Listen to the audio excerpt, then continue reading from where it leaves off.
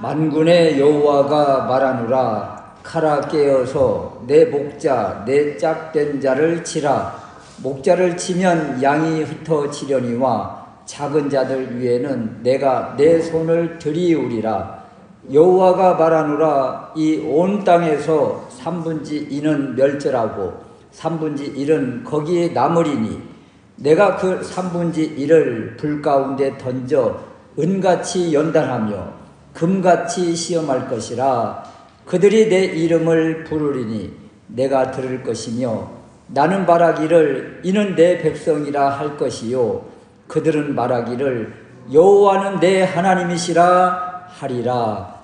아멘. 오늘 우리에게 주신 하나님의 말씀 스가랴서 13장 7절에서 9절 말씀인데요. 스가랴 강의 37번째 내 목자 내 짝 나의 하나님이라는 제목으로 말씀을 드리려고 합니다. 13장 그 전반부에서 죄와 더러움을 씻는 샘이 열린다. 죄와 더러움을 씻는 샘, 회개의 샘이고 정결의 샘인데 이 샘이 열린다는 거예요. 이건 놀라운 하나님의 은혜입니다. 이런 샘을 주신다. 은혜죠. 이 샘물의 역할은 갈증을 해결하는 그 생명의 물이기도 하지만 또 하나의 역할은 그 죄와 더러움을 깨끗이 씻어내는 정화수이기도 합니다. 이 13장에 솟아나는 샘물, 이 샘물로 더러움을 씻어내는데 무엇을 씻어내는가? 우상 숭배와 거짓을 거국적으로 깨끗하게 씻어주는 이런 놀라운 일이 일어난다. 이렇게 깨끗이 씻음받았다. 더러움에서 씻음받았다. 그러면 그 사람은 새 사람인 것이잖아요. 새 사람이고 이제 새 옷을 입은 하나님의 백성, 하나님의 자녀가 되는 것입니다. 그런데 오늘 읽은 본문의 말씀 13장 후반부는 엄청난 환란의 메시지가 선포되는 거예요. 3분의 2가 죽고 3분의 1이 남는 대환란이 일어나고 살아남은 3분의 1에게는 또 9절 말씀처럼 불 가운데 던지고 그래서 은같이 연단하고 금같이 시험한다는 이 연단 작업이 있을 것이다.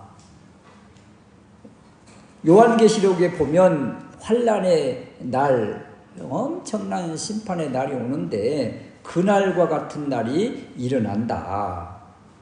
그리고 오늘 7절 말씀을 잘 보십시오. 우리 주님이 십자가에서 돌아가시기 직전에 제자들에게 인용하신 말씀. 그러니까 우리 주님이 이 스가랴서를 이제 인용하시는 거예요.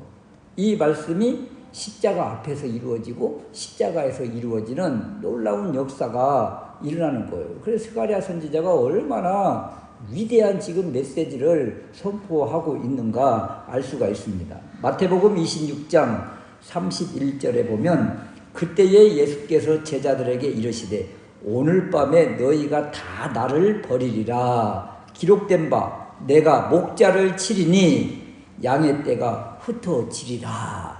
목자를 칠 때 이 목자를 친다.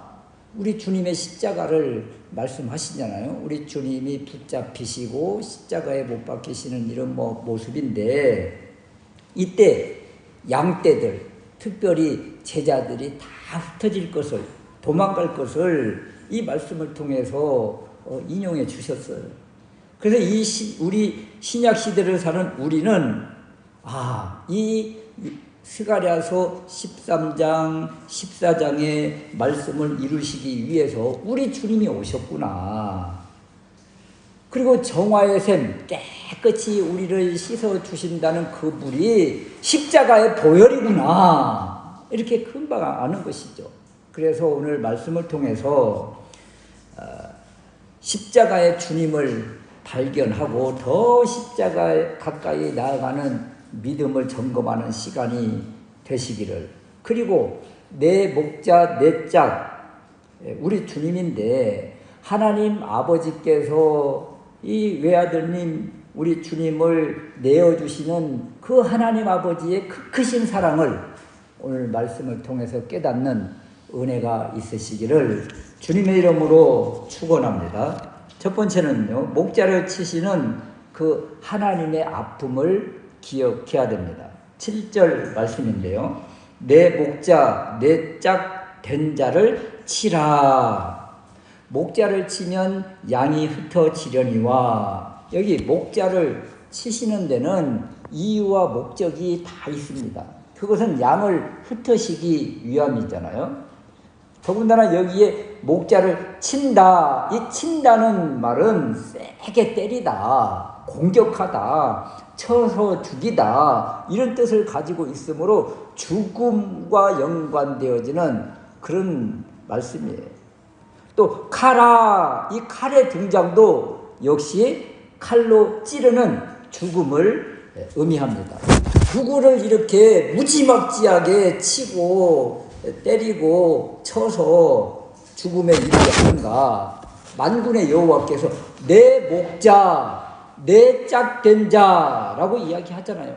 내 목자는 하나님의 목자로서 11장에 나오는 양을 사고 파는, 자신의 사리사욕 이익을 위해서 사는 그런 거짓 목자, 악한 목자가 아니라, 사꾼 목자가 아니라 선한 목자를 말하는 거예요.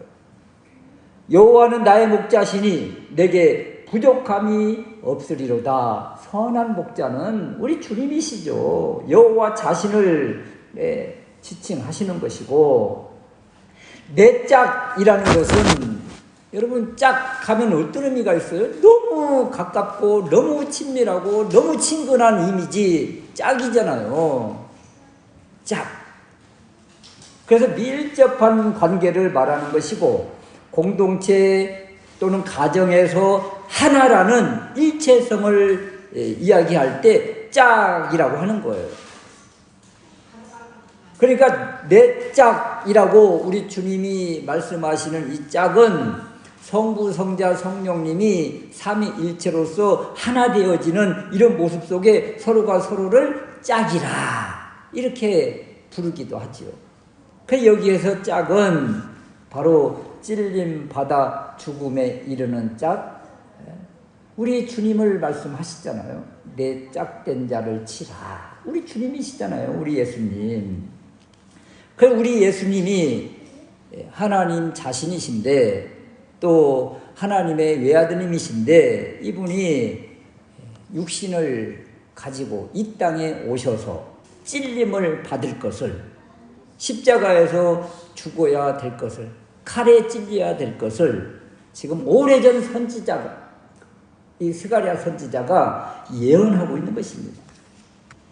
하나님이 오셔서 죽음을 당하신 이유, 여기에는 깊으신 뜻이 있지 않겠어요? 하나님은 어떤 일을 즉흥적으로 이렇게 사건을 일으키시는 분이 아니십니다. 우리 사람도 어떤 일을 하거나 인생을 설계할 때 계획을 다 세우잖아요. 계획을. 이 계획대로 참 이루어지지 않는 것이 이 사람의 계획인데, 하나님의 계획은 그렇지 않습니다. 아주 치밀하시고 아주 세밀하시고, 그리고 하나님이 세우신 계획은 그대로 다 이루어지는 거예요. 한치의 빈틈도 없는 세밀한 하나님의 계획 안에서 목자를 보내시고 목자를 치시고 또 제자 양떼를 흩으시고, 이런 것들이 다 하나님의 계획 안에서 이루어지는 것이라. 여기에서 만군의 여호와께서 말씀하시는 내 목자, 내 짝된 자가 누구예요? 이때 시대로 말하면 메시아를 말하는 거예요. 메시아. 앞으로 오실 메시아를 이야기하고 있는데, 앞으로 스가랴 시대에는 앞으로 오실 메시아, 우리에게는 이미 오신 메시아. 이 메시아가 어떤 분으로 오신다는 거예요? 이렇게 칼에 찔림을 받고 고통을 당하고 순환을 당하는 그런 메시아, 고난받는 메시아로 이 땅에 오실 것을 스가랴 선지자가 지금 예언하고 있는데 이것은 엄청난 메시지인 거예요. 이런 엄청난 메시지를 비슷한 이미지로 고난받는 메시아를 전한 분이 계셨는데 이사야 선지자입니다. 이사야 53장에 오실 메시아는 그런 엄청난 고난을 당하고 수치를 당하고 아픔을 당하고 찔림을 당하고 그렇게 오실 메시아를 소개하는데 우리는 이렇게 이사야 53장을 통해서 그리고 스가랴서 이 13장을 통해서 오실 메시아는 이 땅에 오셔서 이런 수치와 고난과 아픔을 당하실 메시아시구나 이렇게 우리는 알 수가 있어요. 그런데 이스라엘 백성들, 유대인들은 이런 메시아를 이야기하면 그냥 애써서 귀를 닫고 마음을 닫고 외면해 버립니다. 그래서 이스라엘 백성들이 유대인들이 품은 메시아 사상이 있는데 이스라엘 백성들 유대인들이 품은 메시아 대망 사상은 정치적인 메시아, 해방시켜 주실 메시아, 승리의 메시아 이것만 붙잡고 있는 거예요.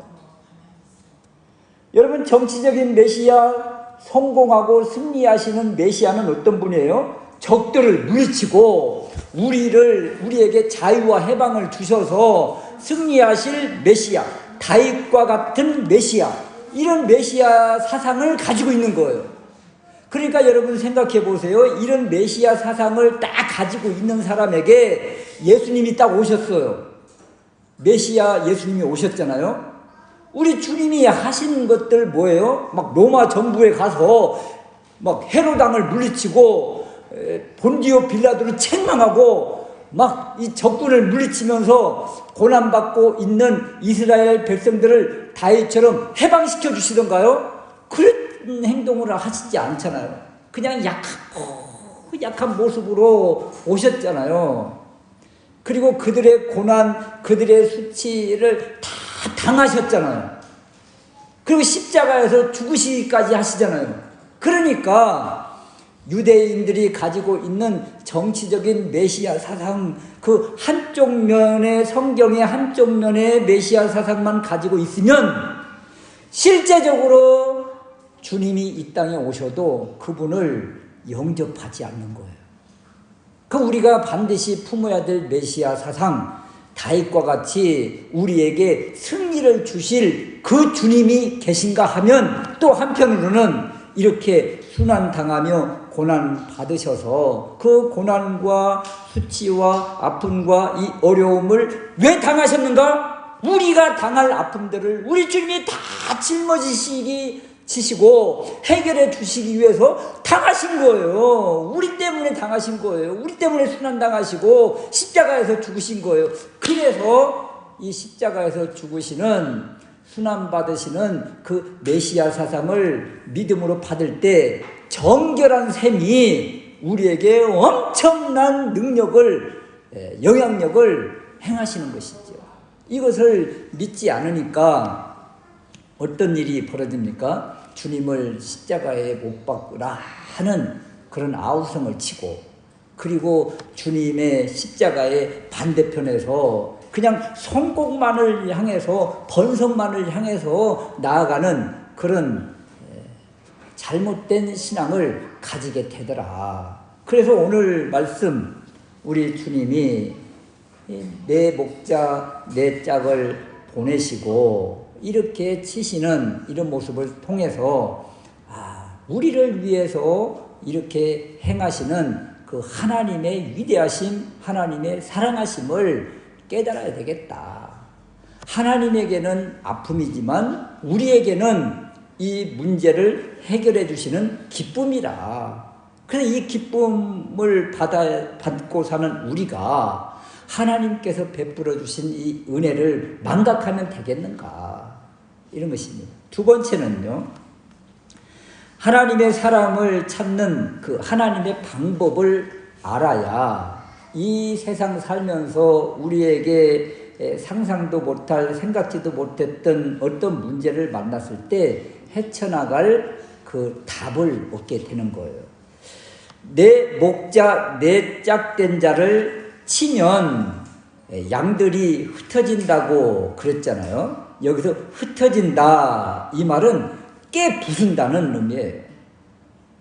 한마디로 양들을 깨부수면 양들에게는 엄청난 시련이요 아픔이요 환난이 되는 것입니다. 그래서 대환난이라는 말을 쓰는 거예요. 이 흩어짐, 부서짐이 온 땅에 임하는데 이 사건을 우리는 뭐라고 부르는가 하면 심판이다 또는 대환난이다 이렇게 이야기를 하죠. 하나님은 이 심판이라는 것을 통해서 대환난 이런 것들을 통해서 가라지와 알곡 또는 거짓 목자와 선한 목자 또 염소와 양을 가르는 것입니다. 키로 까불린다든지 바람이라는 것이 바람이 분다든지 이런 것들을 통해서 알곡과 가라지 쭉정이들을 구분을 하는 것입니다. 여기에서 알곡으로 모아져 있는 이것을 뭐라고 하는가 하면 남은 자다 그럽니다. 여러분 성경에는요 이 남은 자 사상이 얼마나 많은지 몰라요. 남은 자 또는 그루터기 다 베어서 심판받아 베어진 나무인데 그곳에서 그루터기에서 또 싹이 나오는 거예요. 이런 것들이 바로 하나님께서 남겨놓으신 하나님의 자녀들이라. 이렇게 하나님의 백성, 하나님의 자녀를 이렇게 바람과 키, 오늘날 우리의 단어로는 환난 이런 것들을 통해서 찾아내시는 거예요. 이렇게 하나님은 하나님의 백성을 찾으시는데 여러 방법을 동원하십니다. 어떤 때에는 직접 잃어버린 한 마리 양을 찾기 위해서 온 산을 산가시에 찔림을 당하면서도 찾으시는 그 목자의 이미지, 우리 주님의 이미지가 있는가 하면 오늘 모습처럼 엄청난 대환난 심판을 통해서 남은 자를 또 찾으시는 거예요. 그리고 오늘 모습 보니까 3분의 2는 멸절하고 3분의 1은 남는다.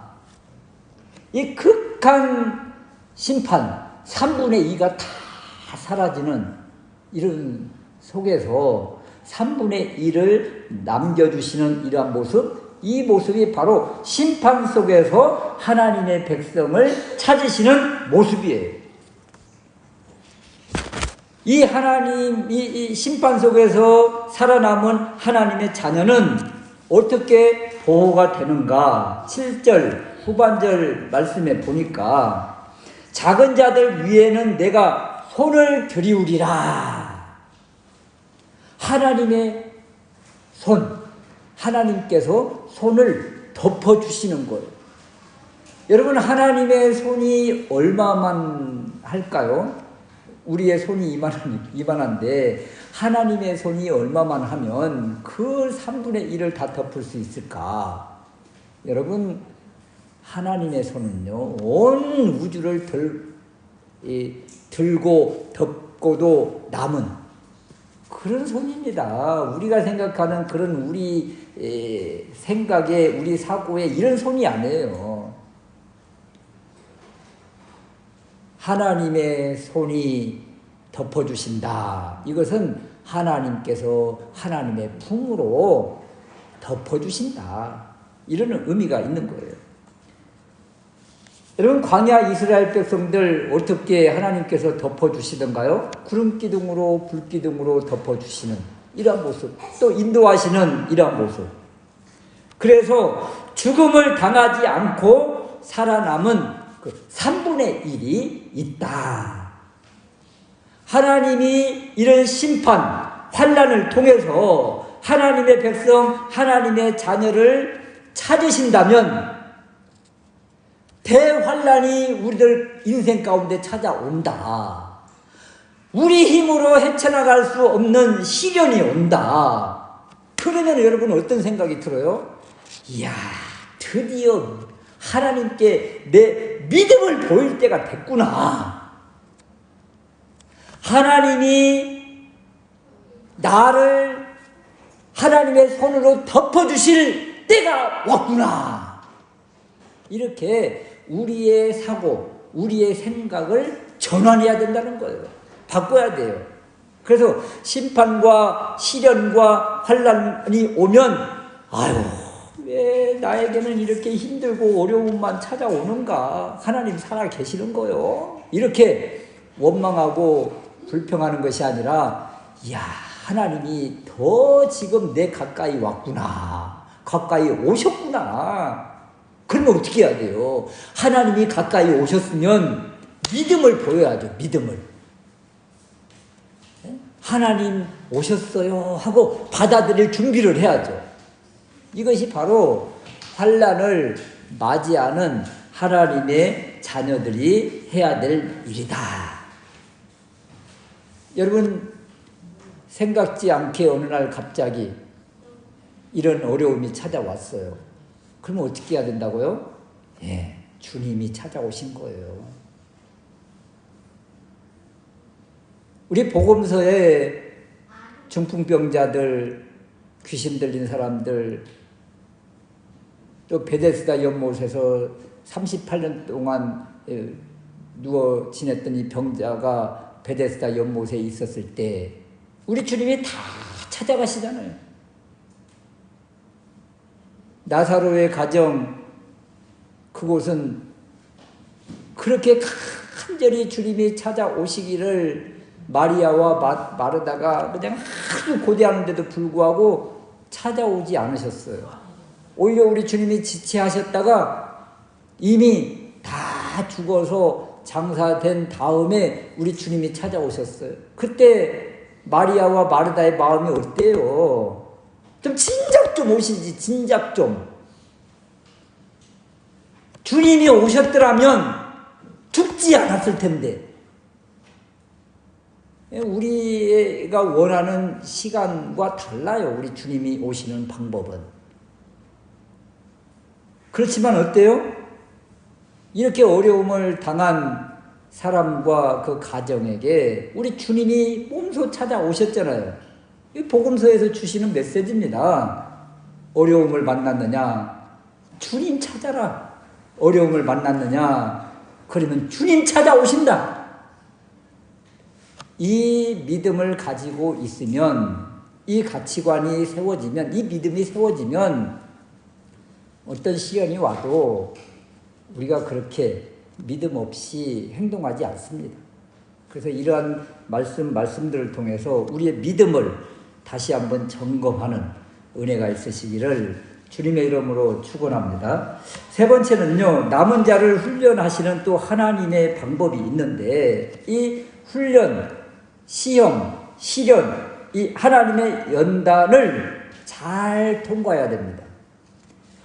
양떼들이 흩어진다고 그랬잖아요. 양떼들이 흩어지는데 흩어짐 속에서 살아남은 이 사람들 하나님의 백성인데 이들을 어디로 지금 던지시는가? 9절 말씀에 보면 내가 3분의 1 살아남은 사람들 있잖아요. 3분의 1을 또 불 가운데 던지는 거예요. 환난 가운데서 살아남은 3분의 1 극적으로 살아남았어요. 그런데 살아남은 이 3분의 1을 또 불 가운데 던져서 은같이 연단하며 금같이 시험하신다. 연단하며 금같이 시험한다. 불 가운데. 이것은 용광로 역할을 이야기하고 용광로 속으로 던진다는 것 아니에요? 용광로의 역할 우리가 잘 알잖아요. 연단한다. 금이나 은 같은 것을 던져서 녹여서 순금으로 정금으로 이렇게 나오게 하는 그것이 바로 용광로 역할인데 하나님의 사람을 이 용광로 속에 던져서 연단, 시험하신다 이런 거잖아요. 이 시험한다, 우리가 시험받는다, 이 시험이라는 이 단어는 우리 신앙생활 가운데서 늘 경험되어지는 거예요. 나 시험 받았어. 이렇게 늘 경험되는 거예요. 시험, 시련 이런 것들은 늘 우리에게 찾아오는 단어인데 여기 시험한다, 연단 이런 의미는 또 하나는 시련 당할 때 우리가 우리 자신을 입증해야 된다는 거예요. 우리 자신이 이 시험에서 검사를 받아서 나는 1등급, 2등급, 3등급이라는 그러한 것을 입증해야 돼요. 입증을 누가 해요? 우리가 하는 거예요. 우리 자신이. 여러분, 이 기업에서 인재를 채용할 때, 신입사원을 채용할 때 말이에요.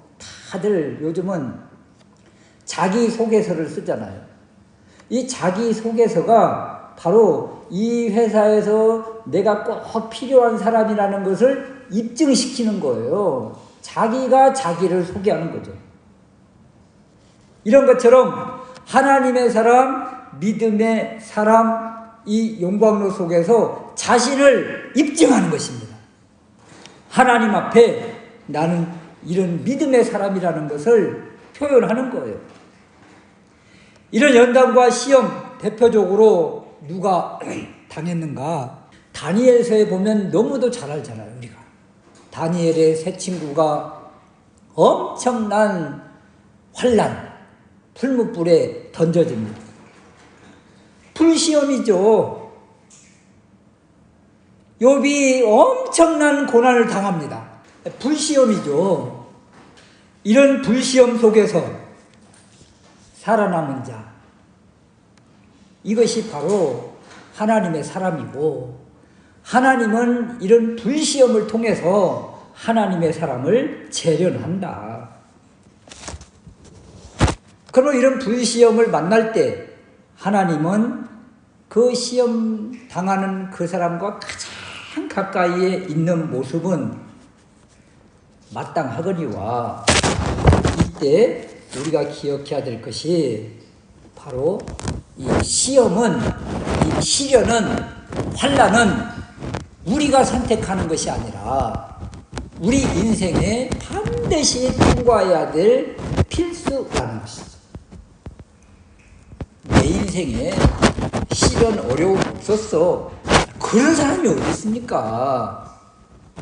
그런 사람은 한 명도 없어요. 누구나가 다 통과해야 될 것이 바로 시련과 시험이고 용광로입니다. 이때 하나님의 사람, 남은 자, 믿음의 사람이 반드시 해야 될 것이 있어요. 하나님은 이것을 받고 싶으셔서 하나님의 사람을 그 용광로 속으로 밀어넣은 거예요. 하나님이 받고 싶은 것이 무엇일까? 이제 이것을 알아야 되는데요. 하나님이 이것을 받고 싶으셔서 시련 가운데, 환난 가운데 용광로 속으로 밀어넣으신 거예요. 하나님이 두 가지를 원하십니다. 오늘 말씀 속에서 하나님이 원하시는 두 가지. 그래서 여러분, 이 두 가지에 우리가 해야 될 일, 고백인데요. 이것을 알면 이제 우리 삶의 이제 인생 가운데에서 시련과 용광로 오는 그 강도를 약화시킬 수 있는, 또는 그것을 뛰어넘을 수 있는 또 하나의 방법이기도 합니다. 이 시험과 환난, 시련은 우리에게 필수 과목인데, 이 필수 과목을 다른 학점을 따서 조금 가볍게 훌쩍 뛰어넘을 수 있는 그 비결이 이 안에 있다는 거예요. 피할 수 있는 피할 길이라는 거예요. 그래서 이 고백, 하나님께서 원하시는 고백 두 가지를 우리 삶 가운데서 평생 고백해야 될 건데, 첫 번째가 무엇인가 하면 9절 중반절 말씀인데요. 그들이 내 이름을 부르리니, 이걸 해야 됩니다.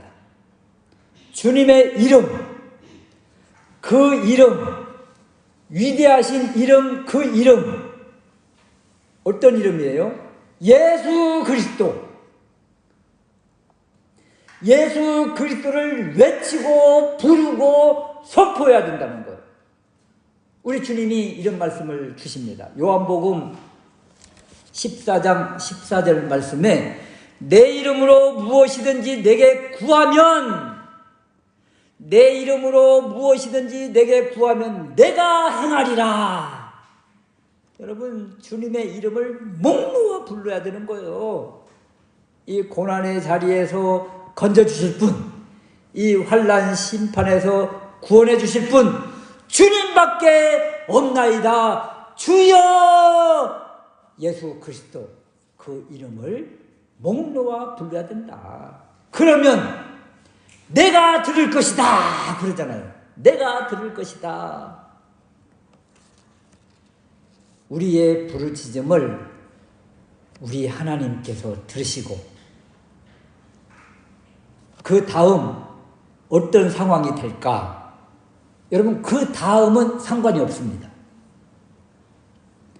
그 심판에서 구원해 주시든 또 시련 가운데서 건져 주시든 그 자리에 계속 있든 상관이 없다는 거예요. 그 다음 일은 우리가 주님을 불렀는데 주님이 알았다 하고 주님이 들으셨다면 그 다음 일은 해결이 됐든 안 됐든, 치유가 됐든 안 됐든, 문제가 해결이 됐든 안 됐든 상관이 없다는 거예요. 상관이 없다. 우리는 꼭 해결이 돼야만 그냥 끝나는 줄 아는데 여러분은 그렇지 않습니다. 여러분, 우리 믿음의 선진들 일제시대 때 얼마나 고난과 고초와 아픔 속에 있었습니까? 그분들 다 많은 분들이 고초를 당하면서 순교를 당하셨어요. 서해안을 따라서 쭉 남부지방까지 내려가면 곳곳에 교회마다 순교지 교회가 나옵니다. 여러분, 이 6.25 전쟁 때 가면서 이 북한군들이 가면서 또 남아있던 그 북한군에 있던 그 사람들이 제일 먼저 공격한 것이 교회였는데, 그때 교회 지킨다고 다른 사람들 다 피난 갈 때 끝까지 교회에 남아있는 분들 순교당하고 교회가 불태워지고 이런 교회들이 남쪽까지 쭉 내려가 있어요. 그분들 여러분 주님 이름 안 불렀겠습니까? 몸서리치도록 부르짖었죠. 제한민 사건을 알잖아요. 다들 이 교인들 안에 넣어놓고 밖에서 문 걸어잡고 다 못질해 놓고 그리고 불태워버린 사건 말입니다. 그 안에서 이들이 얼마나 부르짖었겠습니까? 문제 해결 안 됐어요. 그러나 여러분, 그들이 예수 그리스도를 불렀다는 거예요. 그러면 된 겁니다. 여러분, 시련과 환난 가운데에서도 우리가 믿음을 잃지 않고 주님을 찾고 불렀다. 그러면 된 거예요. 주님이 그 음성을 들으셨다고 그러잖아요. 주님이 들으시고 그 다음 어떤 사람은 해결해 주시고 어떤 사람은 그 자리에서 그냥 끝내게 하셨어요. 그러나 분명한 것은 주님이 들으셨다. 그러면 된 거라는 거예요. 그러면 됐다. 두 번째, 우리가 또 해야 될 것, 주님이 원하시는 것이 있는데요. 9절 후반절 말씀입니다. 그들은 말하기를 여호와는 내 하나님이시라 하리라. 여호와는 나의 하나님이십니다. 이걸 하라는 거예요. 이것을 우리 주님이 원하신다는 거예요. 여호와는 나의 하나님이십니다. 여러분, 시련과 환난과 심판과 고통과 어려움과 질병 가운데서 그래도 여호와는 나의 하나님이십니다. 이렇게 할 수 있는 분이 얼마나 있을까요? 다 원망하고 불평하고 떠나고 그렇게 믿어봐야 소용없다고 하는 사람들이 얼마나 많은 줄 아세요, 여러분? 이것을 성경에서는 뭐라고 이야기하는가 하면 배신자, 배반자, 배교자 이렇게 표현합니다. 그러므로 이런 환난과 시련과 어려움 속에서 그래도 여호와는 나의 하나님이십니다. 나의 주님이십니다. 나의 왕이십니다. 여호와는 나의 목자시니 내게 부족함이 없으리로다. 고백하는 거예요. 나의 힘이신 여호와여, 내가 주를 사랑하나이다. 그래도 여호와는 나의 힘이십니다. 나의 도움이 어디서 올까? 천지를 지으신 여호와에게서로다. 나의 도움은 하나님밖에 없습니다. 그래도 그렇게 선포하는 겁니다. 이걸 우리 주님이 원하신다는 거예요. 이 고백을 우리 주님이 받으시고 기뻐하신다는 거예요. 환난, 시련, 질병, 고난 이런 용광로가 이렇게 고백하는 사람에게는 이제 시험이 아닙니다. 그런 어려움 속에서 이 고백이 되어진다. 그 사람은요, 믿음의 거장이고 믿음의 용사인 것입니다. 이런 고백 가운데 불같은 시험 속에서 하나님이 보내주신 천사가 있을 것이고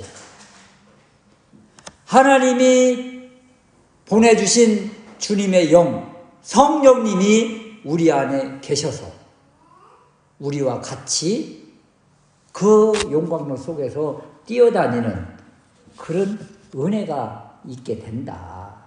밖에 안 나가도 용광로 속을 뛰쳐나가지 못해도 그 안에서 주님과 뛰어다니면 그 안에서 고통을 당하는데 주님이 함께 계시면 그러면 된 것이죠.